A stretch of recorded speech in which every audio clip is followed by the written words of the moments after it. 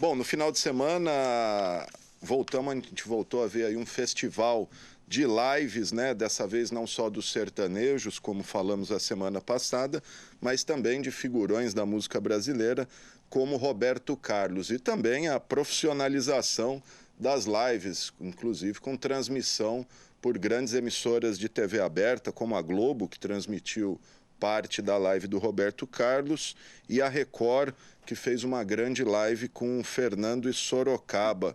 E também grandes artistas internacionais aí fizeram uma espécie de Live Aid, uma reedição da Live Aid. E sobre isso a gente vai conversar com o jornalista Marcelo Moreira, editor do blog de música Combate Rock. Vai falar para a gente sobre essa tendência, fazer uma análise de como essas lives vieram para ficar. Ele está aqui no Skype comigo. Tá na linha aí, Marcelo? Estou na linha, Alexandre. Salve, meus amigos de Rio Preto. Como é que tá? Tudo bem por aí? Tudo certo. Tirando o coronavírus, tá tudo certo. É maravilha, né? Marcelo, e aí? Desculpa, como que você está vendo esse fenômeno aí? Agora as televisões entrando nisso, grandes cervejarias, patrocinadores, pessoal arrecadando coisa também. Qual que é a tua visão aí? A gente pode ver de dois pontos de vista. Do ponto de vista do entretenimento, é a alternativa que restou. Não tem outra opção para esses artistas que têm um grande público, e também para o pessoal do underground, né? Acaba sendo uma alternativa interessante para você manter ao menos o interesse e manter uma proximidade com o seu público, né? Por outro lado, do ponto de vista comercial, por enquanto, são os grandes artistas que têm possibilidade de atrair patrocinadores e de manter a roda girando, né? Então, pelo menos, seja de um ponto de vista ou do outro, o que a gente pode observar é o seguinte, né? A alternativa é necessária, ela é a única opção nesse momento para que o público possa saber o que está acontecendo com o seu artista, e acaba sendo uma coisa mais despojada, uma coisa mais intimista, que mostra que o artista tem condições, sim, de estabelecer um novo patamar e um novo tipo de ligação com o seu público. Eu acho que, de qualquer forma, está todo mundo ganhando com essa decisão forçada de ficar em casa, né? A semana passada a gente comentou que o pessoal mais do rock assim não tinha ainda se seduzido por live, mas no final de semana a gente viu alguns shows importantes aí, o Pearl Jam, o Pink Floyd anunciou ontem que não vão fazer bem lives, mas vão reeditar alguns shows e começar a transmitir aí, disponibilizar nas redes.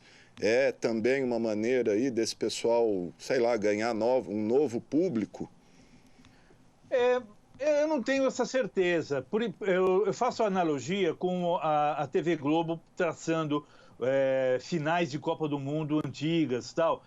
Meio uma espécie de você querer ocupar um espaço apenas por ocupar. Eu acho que eu não vejo uma questão, por exemplo, Pink Floyd, Metallica, os próprios Rolling Stones, algumas emissoras de TV dedicadas à música, passando shows antigos, né? Eu acho que é uma mera opção para você ocupar a grade. Enchendo a grade, né?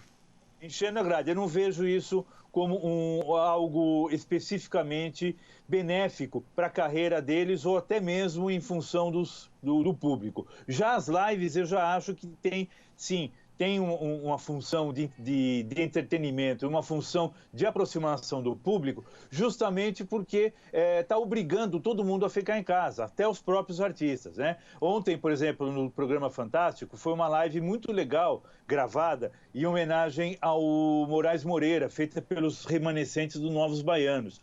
Ou seja, Novos Baianos, uma banda que acabou há mais de 40 anos, que tem aí um legado extraordinário para a música brasileira. Esse pessoal voltou aos noticiários, infelizmente graças à morte do Moraes Moreira, mas as pessoas estão conhecendo e estão voltando a procurar os Novos Baianos, saber quem são esses caras, quem foram eles? E com isso, outras bandas maravilhosas que estão vindo aí, outros artistas que estavam meio escanteados. E então, nesse ponto, As lives são muito importantes para trazer de volta o público e para que esse mesmo público conheça e relembre todos esses artistas que estavam aí esperando alguma coisa acontecer nesse período de pandemia, né?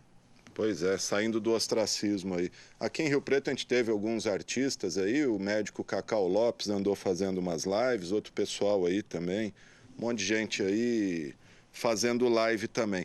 Eu vou aproveitar que o Marcelo Moreira está aqui com a gente e comentar outros acontecimentos, esses lamentáveis do final de semana, que foram esses manifestos aí pedindo volta de militares, intervenção militar, pedindo AI-5, né, ato institucional número 5, e o mais lamentável ainda é a participação do nosso presidente da República nesses atos aí, criando um constrangimento, uma crise institucional bastante grave. O que você acha que pode acontecer com o nosso país, Marcelo? Olha, Alexandre, a questão que a gente precisa deixar bem clara é a questão da liberdade de expressão. Enquanto a gente tiver garantido isso, esse pessoal pode ir para a rua e pedir o que eles quiserem, tá? Pedir para que os marcianos invadam a Terra, pedir para que os demônios saiam dos infernos e venham nos atrapalhar, enfim, eles podem pedir o que quiser. O que não pode é o Estado encampar esse tipo de coisa. E quando eu falo Estado, é o presidente da República participar e endossar esse tipo de coisa. Você apontou muito bem. A questão é desagradável e completamente constrangedora quando isso acontece. Um chefe de Estado vai para a rua e começa a fazer esse tipo de endosso de pedidos estapafúrdios, né? O que pode acontecer, que a gente pode imaginar, né? Diante da popularidade que o Datafolha tem mostrado, que ele não é tão popular, mas também não é impopular como as pessoas imaginam que ele possa vir a ser, não tem jeito nem de ele dar um golpe e nem não acho que haja condições também de também haver um impeachment. O que vai acontecer é essa paralisia governamental e institucional que nós vivemos hoje.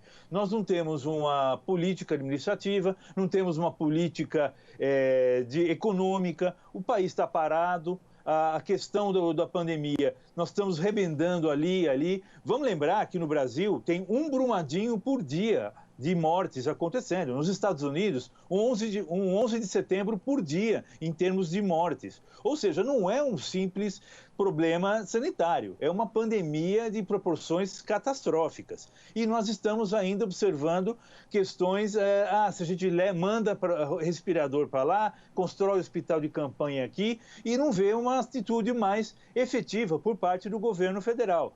E aí a gente vê o presidente não só endossando o regime militar à volta dele, mas também quebrando o isolamento social, que isso eu acho mais grave ainda. Ou seja, nós estamos num mundo muito ruim atualmente e eu acho que essa paralisia vai continuar enquanto os poderes, o Poder Legislativo, o STF e o Poder Executivo ficarem brincando de esconde-esconde, de morde e assopra. Sério, o país está paralisado e fica discutindo se o presidente deve ou não participar de manifestações políticas na rua, enquanto a pandemia ainda nem chegou no seu ápice. Eu acho que, infelizmente, essa paralisia administrativa e político-ideológica vai continuar com efeitos péssimos para a economia, muito piores ainda do que nós estamos esperando. Tá certo, gente. Tá aí o jornalista Marcelo Moreira, editor do Combate Rock do UOL. Marcelo, quer falar mais alguma coisa? Eu só queria apenas pontuar que a gente tem visto nessas manifestações em São Paulo e em outras cidades, né, com alguns teores de inspiração fascista. Aqui em São Paulo, por exemplo, bloquearam avenidas e impediram a passagem de ambulâncias. Não foi só aqui em São Paulo, também em Belo Horizonte e também outras capitais. Eu acho esse tipo de procedimento desses manifestantes a favor do governo federal, a favor de Bolsonaro, muito perigosos e também podem acarretar outras consequências graves, como mortes de pessoas que estão sendo transferidas para hospitais. Eu acho isso não só um absurdo completo, mas uma completa deformação de caráter. Lamento as pessoas que apoiam o presidente, mas é assim que eu vejo. Não dá para imaginar esse tipo de comportamento de inspiração fascista. Tá certo. Tá aí o Marcelo Moreira, jornalista. Muito obrigado, viu, Marcelo? Um grande abraço. Grande abraço ao pessoal do Rio Preto, grande abraço, Alexandre.